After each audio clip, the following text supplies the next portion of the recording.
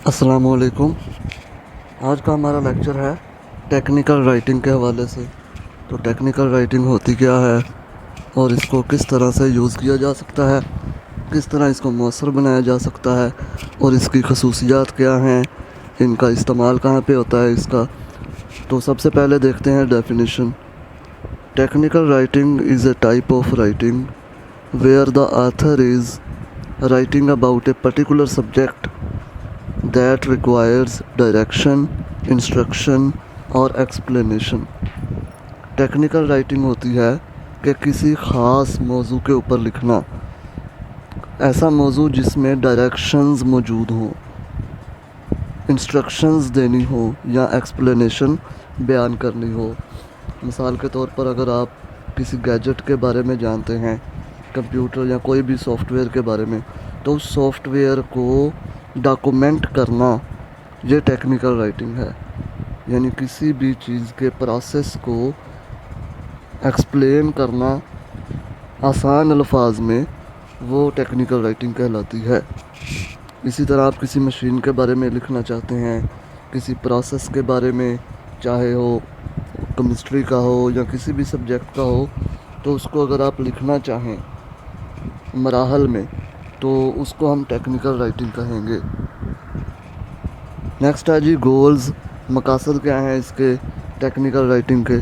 तो पहला है जी to deliver technical information for readers in a manner that is adapted to their needs, level of understanding and background. Technical information readers तक पहुंचाना इस तरीके के साथ जो उनकी ज़रूरियात को भी पूरा करे, उनकी लेवल ऑफ अंडरस्टैंडिंग के मुताबिक भी हो। वो जो इन्फॉर्मेशन आप दे रहे हैं टेक्निकल राइटिंग के थ्रू, वो उनकी अंडरस्टैंडिंग के मुताबिक होना चाहिए और उनका बैकग्राउंड भी आपको मालूम होना चाहिए। दूसरा पॉइंट है जी to communicate with specific audience for a specific purpose. और इसका एक और मकसद ये है कि आप मखसूस ऑडियंस के साथ बात करते हैं टेक्निकल राइटिंग के थ्रू किसी ख़ास मकसद के लिए। यानी किसी ख़ास मकसद के लिए ख़ास ऑडियंस से बातचीत का अमल टेक्निकल राइटिंग का एक मकसद है। नेक्स्ट है जी खसूसियात। कौन कौन सी खसूसियात होनी चाहिए। पहला है जी understanding what is the purpose and why you are writing. सबसे पहली तो खसूसियत ये है कि आपको मकसद का पता होना चाहिए और आपको ये पता होना चाहिए कि आप लिख क्यों रहे हैं। यानी इसमें दो तीन चीज़ें आ जाएंगी कि टू इन्फॉर्म आपने क्या करना है, आपने इंस्ट्रक्ट क्या करना है, यानी इंस्ट्रक्शंस कौन सी देनी है, प्रपोज़ क्या करना है, तजवीज़ क्या करना है, रेकमेंड आर टू परसुएड। यानी ये आपको मतलब सब चीज़ों का पता होना चाहिए, इन सब चीज़ों की समझ होनी चाहिए। तो एक खसूसियत यह है कि समझ, अंडरस्टैंडिंग, मकसद, जिस मकसद के लिए आप लिख रहे हैं उसकी मुकम्मल तौर पर समझ होनी चाहिए। दूसरी खसूसियत है राइटिंग फॉर ऑडियंस, कि आप किन ऑडियंस के लिए लिख रहे हैं, यानी किन ऑडियंस को आप टारगेट कर रहे हैं। आप computer audience, bio audience, chemistry, physics, software, यानी किस चीज़ के मतलब आप किन लोगों तक अपनी राइटिंग पहुंचाना चाहते हैं। तो आपको ये पता होना चाहिए कि आपका टारगेट है क्या।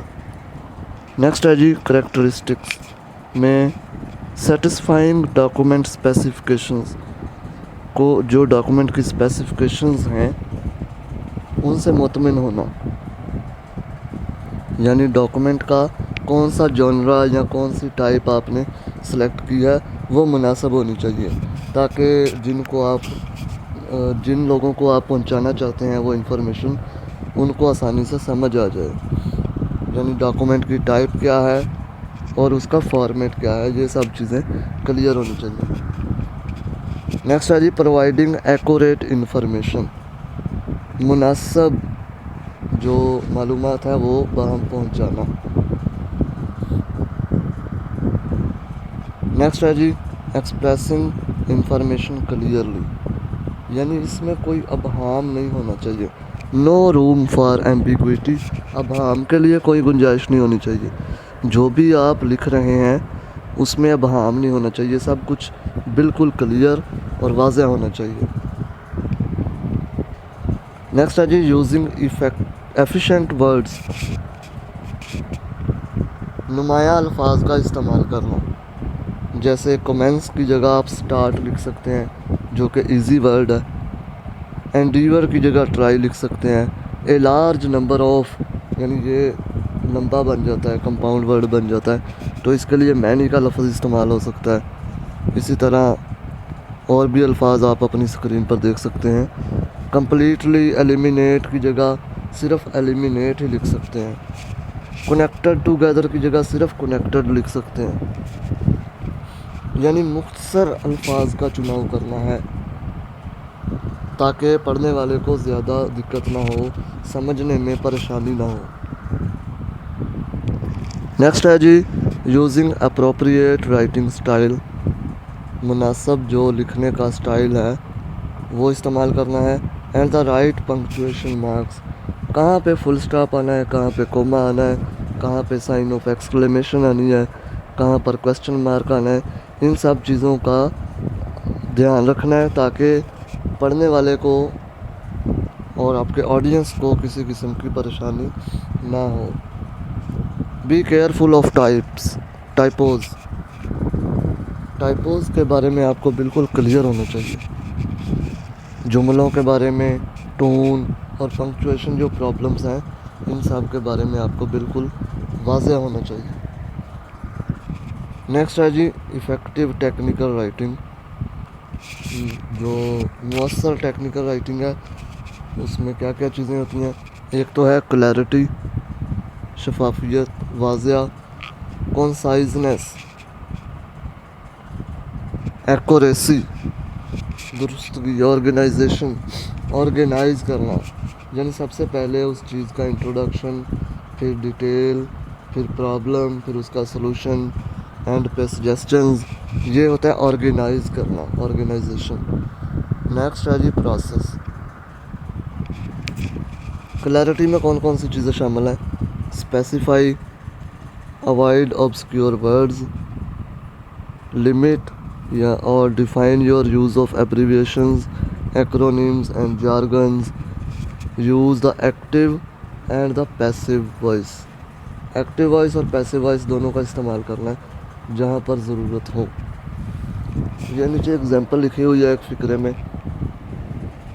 فقرہ ہے جی اٹ واز ڈیسائیڈڈ، یہ فیصلہ کیا گیا، آل امپلائیز، تمام ملازمین، ول ٹیک اے 10% کٹ ان پے، ان سب کی پے میں سے 10% کاٹا جائے گا. اگر یہ نہیں پتا کہ کس نے وہ فیصلہ کیا، یعنی یہ انکلیئر ہے، اس میں یہ نہیں پتا کس نے فیصلہ کیا، اس کی جگہ ہم لکھ سکتے ہیں the board of directors decided that all employees. اس کے آگے آپ نے لکھ دینا ہے ان سب کی تنخواہوں میں سے، کہ فیصلہ کس نے کیا. یہ ابہام دور ہو گیا. پہلے فقرے میں ابہام تھا، نیکسٹ میں ابہام نہیں ہے. ایک اور فقرہ بھی ہے اس میں لکھا ہوا کہ overtime is favoured by hourly workers, تو اس کی جگہ لکھ سکتے ہیں hourly workers favour overtime. Conciseness, conciseness مطلب مختصر، اپنی جو رائٹنگ ہے اس کو مختصر رکھنا ہے اور واضح رکھنا ہے. لمٹ پیراگراف، پیراگراف کو لمٹ میں رکھنا ہے یعنی مختصر رکھنا ہے، ورڈ کو بھی، سینٹینس لینتھ کو بھی. پروف ریڈ فار ایکوریسی، درستگی کے لیے پروف ریڈنگ ساتھ دینی ہے. اوائڈ ریڈنڈنسیز، جیسے نیچے لکھا ہوا ہے ڈیورنگ دا ایئر آف 1996، اس کی جگہ آپ لکھ سکتے ہیں ڈیورنگ 1996. نیکسٹ ہے جی ایکوریسی. ایکوریسی مطلب درستگی، گرامر درست استعمال کرنی ہے. The importance of correct grammar. Next ہے جی آرگنائزیشن. آرگنائز کس طرح کرنا ہے آپ نے. میتھڈ کون کون سے ہیں آرگنائزنگ کے. ڈیفینیشن سب سے پہلے, پھر کمپیریزن اور کنٹراسٹ آ جائے گا. نیکسٹ ہے جی مور امپورٹنٹ اور لیس امپورٹنٹ. اس کے آگے سچویشن, پرابلم, سلوشن اور ایویلویشن. پھر آ جائے گا کاز اور ایفیکٹ. یعنی یہ آرگنائزیشن, آرگنائز کرنے کے جو مراحل ہیں وہ بیان کیے گئے ہیں. آپ کی ٹیکنیکل رائٹنگ کے جو آرگنائزیشن کے مراحل ہیں وہ. نیکسٹ ہے جی پروسیس. پروسیس یہ ہے کہ آپ نے 25% اپنے ٹائم میں سے 25% پہلے لکھنا ہے, 25% لکھنے کے لیے ٹائم نکالنا ہے, اور 50% دوبارہ لکھنے کے لیے. تو یہ تھا جی پروسیس ٹیکنیکل رائٹنگ کا. یہیں تک تھا جی ہمارا لیکچر. مزید کسی بھی بات کے لیے آپ کمنٹ سیکشن میں رابطہ کر سکتے ہیں. شکریہ.